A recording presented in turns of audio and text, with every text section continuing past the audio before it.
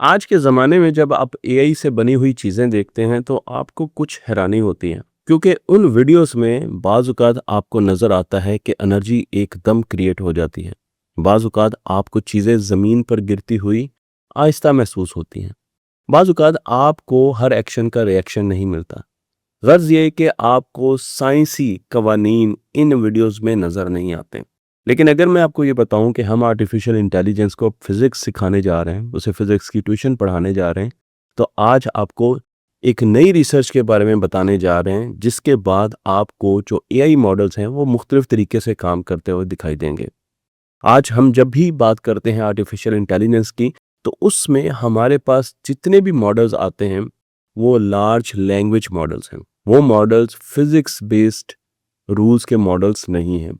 लेकिन जब हम दुनिया में काम करते हैं, हम दुनिया में ज़िंदा हैं, तो वहाँ पर दुनिया का मैकेनिज़्म, हमारी कायनात का मैकेनिज़्म कुछ कवानीन के दाबे हैं। और ये कवानीन जब आर्टिफिशियल इंटेलिजेंस सीख लेगी, तो हमारे पास जितनी भी उसकी इनपुट्स आएँगी, वो बहुत ज़्यादा रेलेवेंट होंगी रियल वर्ल्ड प्रॉब्लम सॉल्विंग के लिए।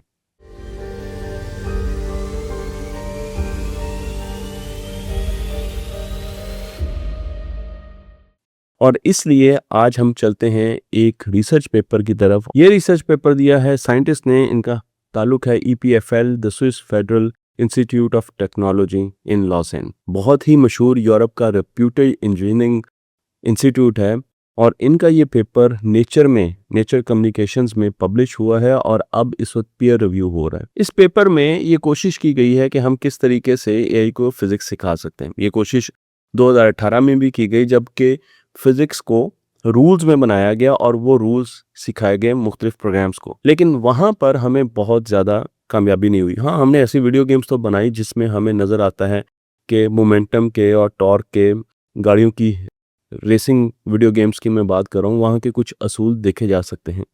लेकिन हर इनपुट जो कोई भी मॉडल हमें दे रहा है, क्या वो दुनिया में उस तरीके से कारआमद हो सकता है, ये मौजूद नहीं है। फिर अब हम 2026 में ये काम कर रहे हैं और इसमें 3 मुख्तलिफ टीम्स मिलकर ये काम कर रही हैं। एक मैंने आपको बताया कि स्विट्ज़रलैंड की है, एक स्वीडन की है और एक अमेरिका की है। और उनका काम ये है कि जब भी आर्टिफ़िशियल इंटेलिजेंस लर्निंग करती है, तो हमें अगर आर्टिफ़िशियल इंटेलिजेंस को पूछना है कि एक वीडियो बनाएँ और उसमें गाड़ी कैसे चलती है, तो आर्टिफ़िशियल इंटेलिजेंस क्या करेगी, लार्ज लैंग्वेज मॉडल्स क्या करेंगे, वो जितना भी डेटा है गाड़ी के चलने का, उसे रीड करेंगे, उससे अपनी लर्निंग करेंगे, जो कि न्यूरल नेटवर्क्स कर रहे होते हैं, मशीन लर्निंग करवा रही होती है। और उसके बाद वो हमें एक बिल्कुल वैसी ही वीडियो बनाकर दे देंगे। तो हमारे जितने भी मॉडल्स हैं वो डेटा पर चल रहे हैं। ये बिल्कुल ऐसे ही है जैसे एक बच्चे ने पिछले 10 सालों के पेपर्स जो आए हैं उनको याद किया हुआ है, तो आप उससे कोई भी सवाल पूछते हैं तो वो ठक ठक आपको जवाब दे देता है, क्योंकि वो उन पेपर्स में से आ रहा है। लेकिन अगर आप उससे कहें कि 374 को मल्टीप्लाई करें 536 के साथ, तो अब वो फंस जाएगा, क्योंकि ये सवाल उधर से नहीं आया। लेकिन अगर वो एक कैलकुलेटर रखता है, तो वो फ़ौरन इन सवालों के जवाब भी दे देगा। बिल्कुल इसी किस्म का मॉडल इस पेपर में सजेस्ट किया गया है, जिसमें ये बताया गया है कि आपके पास किसी भी आर्टिफिशियल इंटेलिजेंस के मॉडल को लर्न करने के लिए 2 स्ट्रीम्स दी जाएँगी। एक स्ट्रीम होगी डेटा, जो कि उसके पास पहले से मौजूद है और जिसमें आज के एलएलएम बहुत ज़्यादा एक्सपर्ट हैं। लेकिन दूसरी जो स्ट्रीम दी जाएगी, वो उसे यूनिवर्सल लॉज दिए जाएंगे फिजिक्स के, उसे फिजिक्स सिखाई जाएगी।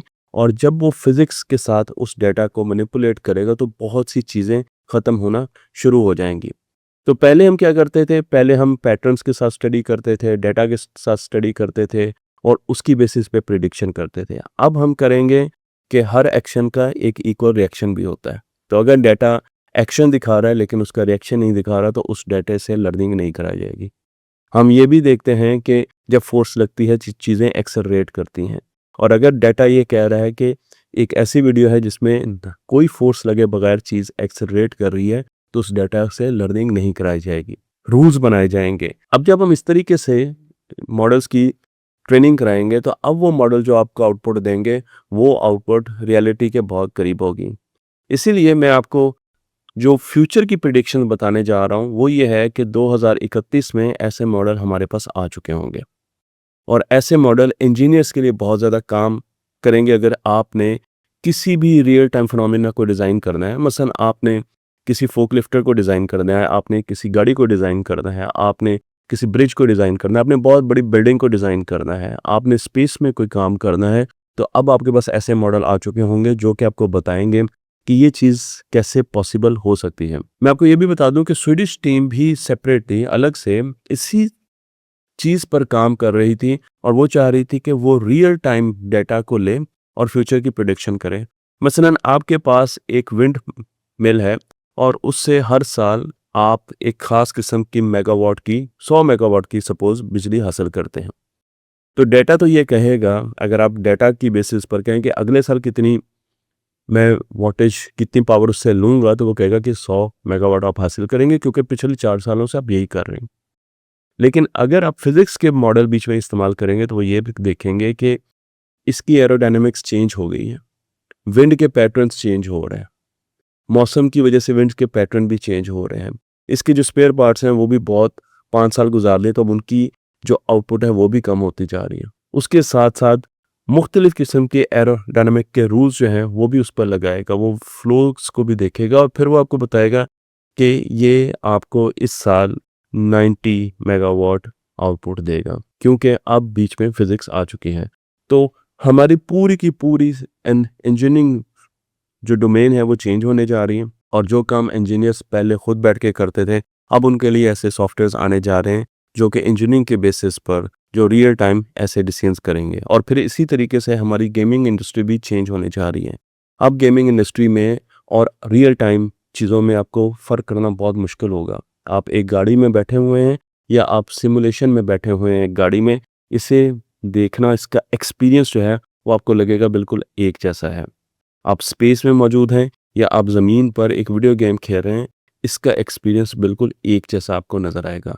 तो मुझे उम्मीद है कि ये चीज़ आगे जाके बहुत ज़्यादा बढ़ेगी और हमारे पास ऐसे सॉफ्टवेयर्स आएँगे जो कि हमें बिल्कुल वैसे जवाब देंगे जैसे कि इंजीनियर्स आज हमें चीज़ें बनाकर दे रहे हैं और इससे बहुत तेज़ी से तरक्की होंगी और चीज़ें इतनी तेज़ी से डिज़ाइन होंगी, इंजीनियरिंग इतनी तेज़ी से आगे जाएगी कि मुझे लगता है कि अगले 10 सालों में हम बहुत ज़्यादा तरक्की देखने वाले हैं। तख्ती ऑनलाइन को लाइक कीजिए, शेयर कीजिए और इस इल्म को दूसरों तक पहुँचा दीजिए।